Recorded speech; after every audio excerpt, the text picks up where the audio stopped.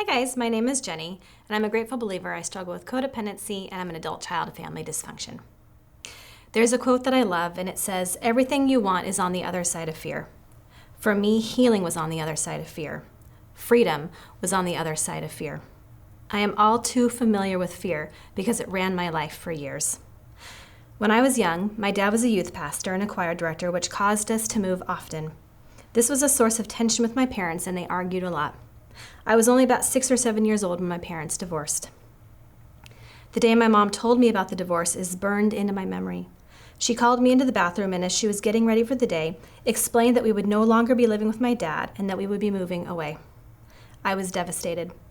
Everything in my world that made up my sense of security was changing. And I remember crying so hard that morning that I was unable to go to school.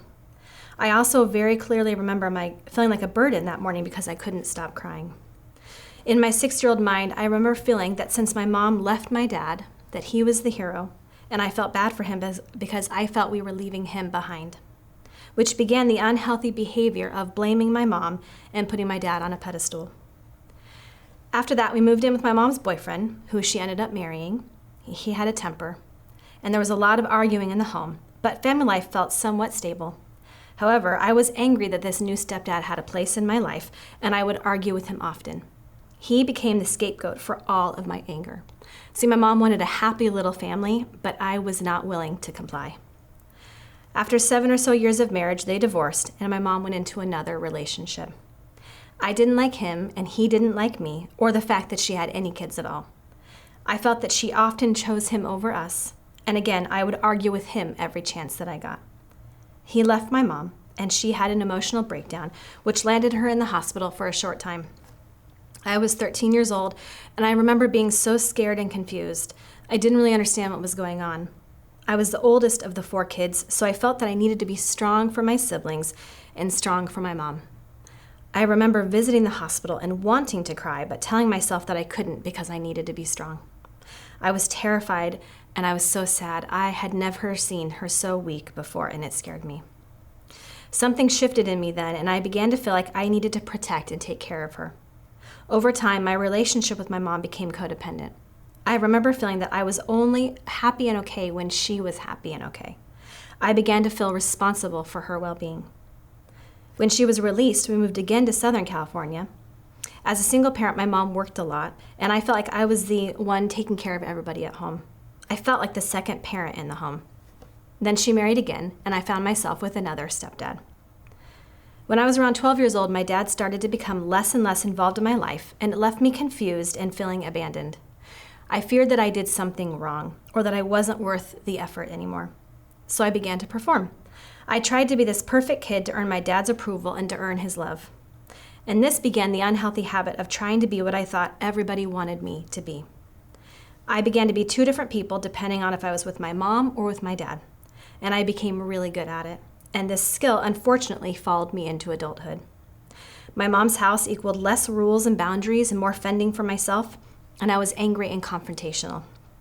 At my dad's, there was more structure and I could be a kid again, yet I suddenly found myself feeling like a guest in my dad's house. I felt the need to be constantly compliant, to try and be this perfect kid. See, once my parents divorced, they always lived at least 6 hours away from each other, which meant that I only lived with my dad a couple weeks at a time, a couple times a year. Because of this, I never truly felt comfortable at my dad's house. I dreaded feeling like a burden, and at times I wouldn't even ask for a glass of water for fear of being an inconvenience. And by the time I stopped beginning to feel like a guest, it was time for me to go back to my mom's house. I mastered the art of transforming into being whatever I needed to be to avoid feeling like a burden. This was very much a conscious decision that followed me into adulthood, trying to be all things to be loved by people. I met my husband Johnny in college ministry, and after a brief period of being friends, we started dating and later married. Now, Johnny drank while we were dating, but I didn't know the full extent of how much. When we were engaged, he got a DUI, and I remember being shocked when he called me work to tell me about it. I thought, how did I end up with a guy who got arrested for driving drunk? Drinking has always been a sign of chaos for me. My whole childhood had felt like chaos, and I didn't want any more of that in my life. But I loved him, so I made the choice to forgive him. We got married, and he continued to drink. I did see the evidence of it. I saw there was an out-of-control behavior, but I was afraid to confront him. I was afraid because if I did, then I thought that he would leave me. Going into my marriage, I didn't know what a stable family looked like, but I did know what I didn't want my family to look like. One resolve I had was that I wasn't going to fight with Johnny. I didn't want to treat him like my stepdads, arguing, yelling, confrontation, chaos.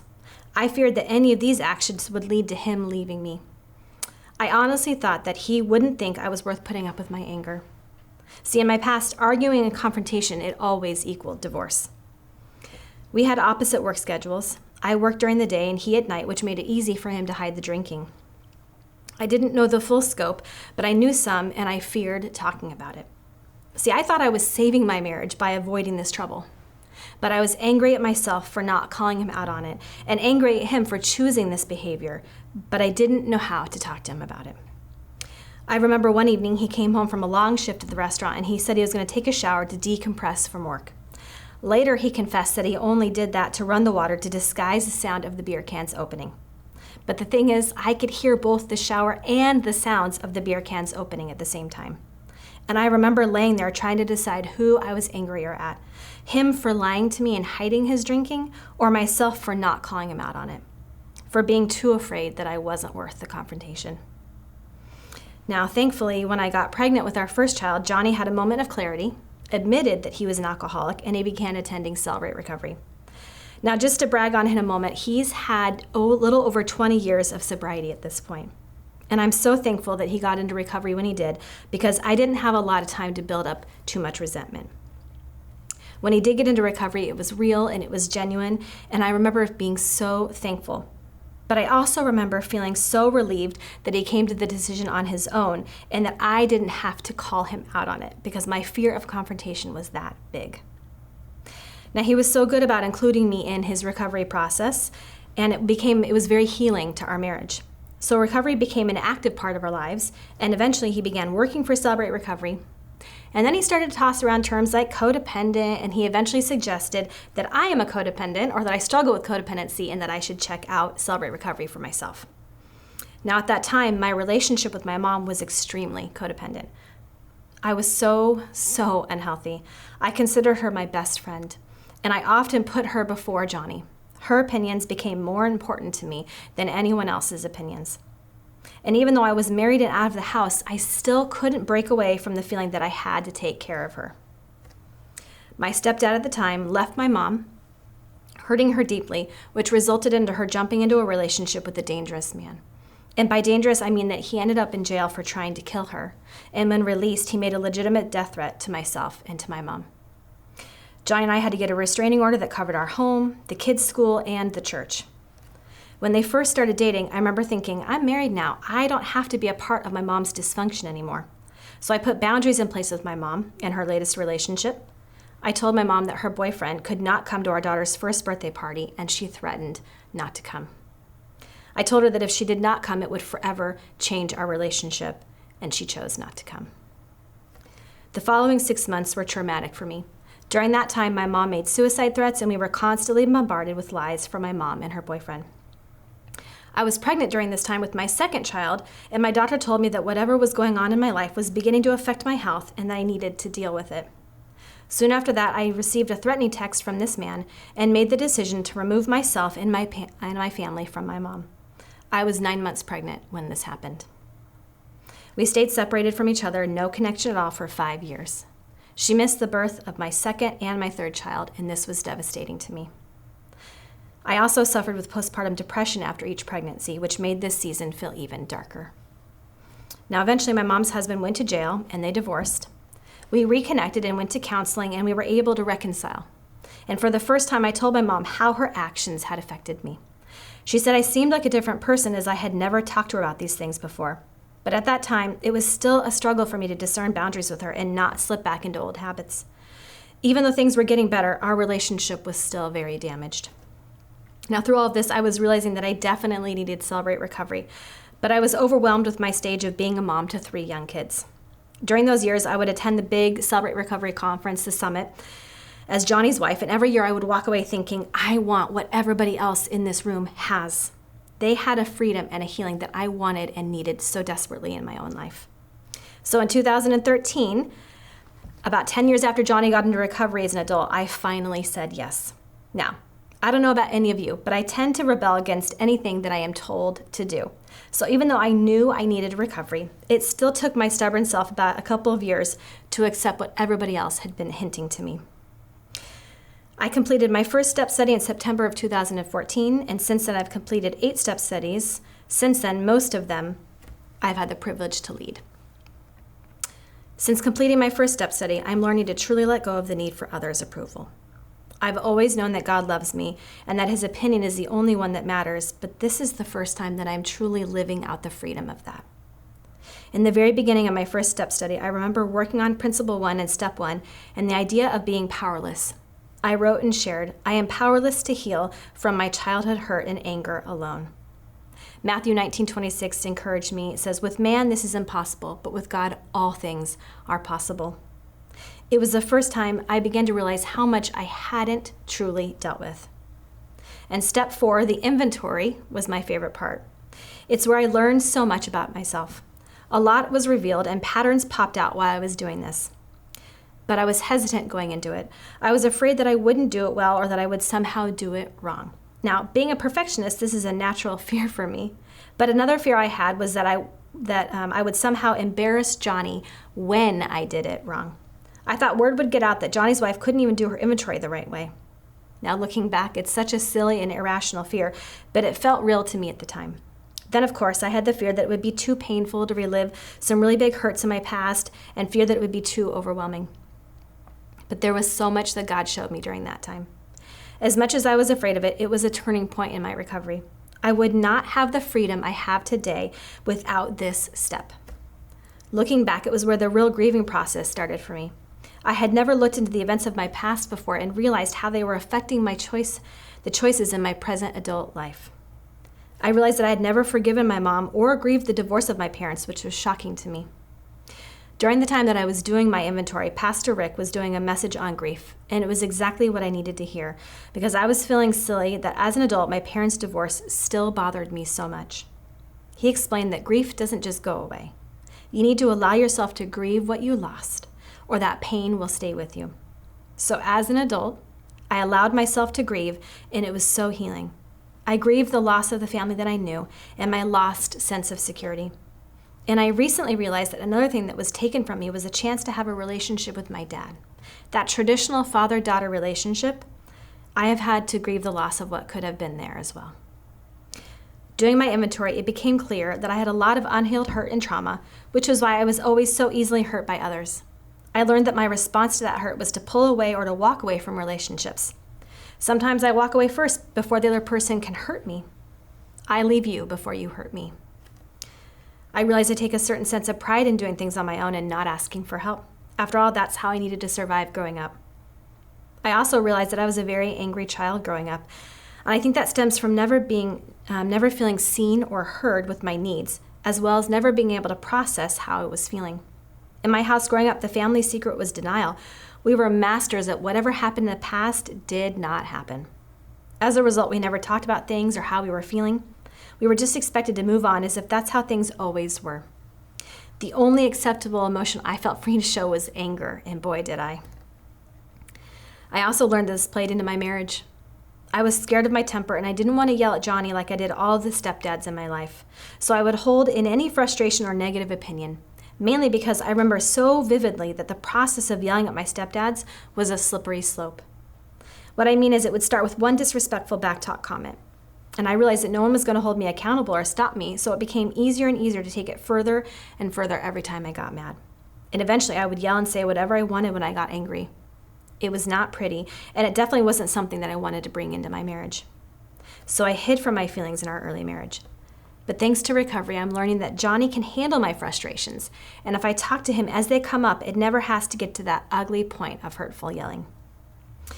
Another pattern that popped out is my constant need to show everyone, even close family, that I have it all together. For example, whenever anyone comes over, I will run myself ragged cleaning the house and making everything look good, all the while trying to make it look effortless. A clean home is important to me because my home growing up felt chaotic and messy at times. And in my mind, the mess was a physical representation of the dysfunction in our home. I felt people would judge us and think we were bad people for having a messy home. So I grew up determined that I would be able to provide a clean home for my kids that they would be proud of. But the problem is that I am a messy person by nature. So I have created an unrealistic expectation of myself to always have this clean home. In my mind, a clean home equals me being able to manage my life, meaning that I am not a burden to anyone. But here's the thing, even though I really want to give off the impression that I'm okay and managing, and for others to see that I am capable, I get my feelings hurt when no one offers to help me. I work my tail off trying to show everyone that I can do it on my own, and then get my feelings hurt when they believe the facade. In the end, I want them to offer to help me anyway, I realized. My unspoken expectation of everyone is to help me, even though I've just proven to them how much I don't need their help. So destructive. I've also learned that I was being sarcastic with my children and worried that I was beginning to be manipulative. It was the exact thing I didn't want to do because I remember my mom doing it to me. I didn't want to fall into that same pattern. For example, I had an issue with one of my kids and her temper. Now, if you ask me, I'll say she gets it from Johnny. But if you ask Johnny, he'll tell you the truth and say she gets it from me. My mom did not have good boundaries with me when I was growing up, and I went into parenthood with this fear that I would have unhealthy boundaries with my kids, that I would have an out-of-control child because at times I felt out of control as a child and teenager. My daughter's strong-willed nature triggered the fear in me that I would not be able to parent well, and I in turn would not have healthy responses. After interactions, my sarcastic response would leave us both defeated. It hurt her, and I felt guilty afterward. And I kept looking for an answer, and then I ran across this verse, James 1:19. Everyone should be quick to listen, slow to speak, and slow to anger. It was the exact opposite of how I'd been handling the situations. Throughout the rest of the study, this verse and this concept of being a better listener kept popping up in regards to other relationships. And I thought, why does this concept keep popping up?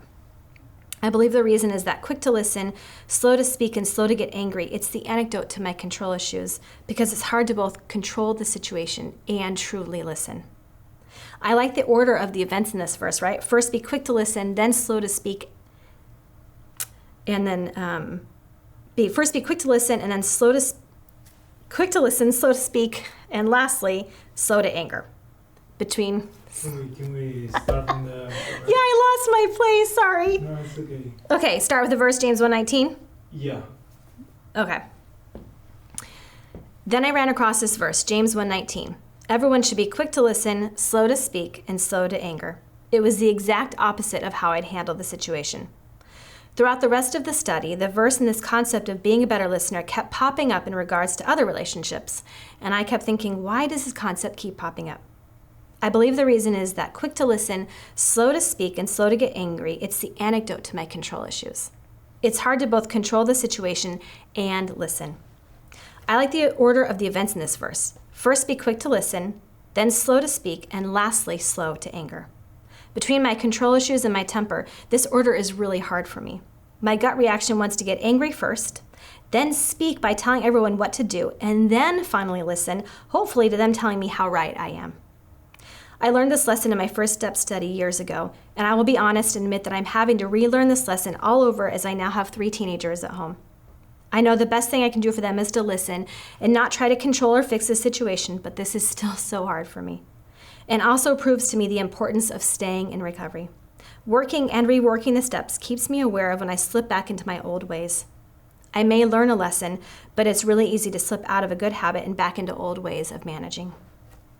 At the end of all the step studies I've done, I've always enjoyed answering the questions about my victories. By overcoming my victim mentality, I can see my part in relationships where I've been hurt. I've been able to identify relationships where I've been jealous and own my part in that. I've been able to forgive my mom and ask her for her forgiveness for my part in our relationship. A beautiful thing recovery has given me is the ability to see my mom not just as my mom, but as her own person, with her own story, her own hurts and emotions. It's a lot easier to forgive and love someone through a lens of grace and compassion. After my first step study, I realized that even my basic expectations of my mom, which were not that unrealistic, were hurting me. I needed to completely let go of what I thought our relationship should be. And as a result, we have built a new relationship, one that is healthier, and I am so thankful that God has redeemed this relationship in my life. I used to feel that my feelings were not worth it to other people, that my feelings made me a burden. But thanks to recovery, I'm learning to be honest about my feelings. And even better, people aren't running from me when I do. It's actually strengthening my relationships. Even though it's still scary to be honest about how I'm feeling, I'm learning the faster that I can address a hurt and be honest about it, the faster I can apologize for my part and not pull away as I used to. Even though I've been in recovery now for just about 11 years, going through the pandemic has shown me just how important it is to keep working on my own recovery. New issues may pop up, or in my case, old hang-ups or habits creep back in during times of stress and pain. My struggles with control and codependency came roaring back during the pandemic. Everything felt chaotic, a big trigger for me, and my life suddenly had no routine to it. We were all home all the time, and even though it was kind of fun for a couple of weeks, we all quickly began to feel the effects of being isolated.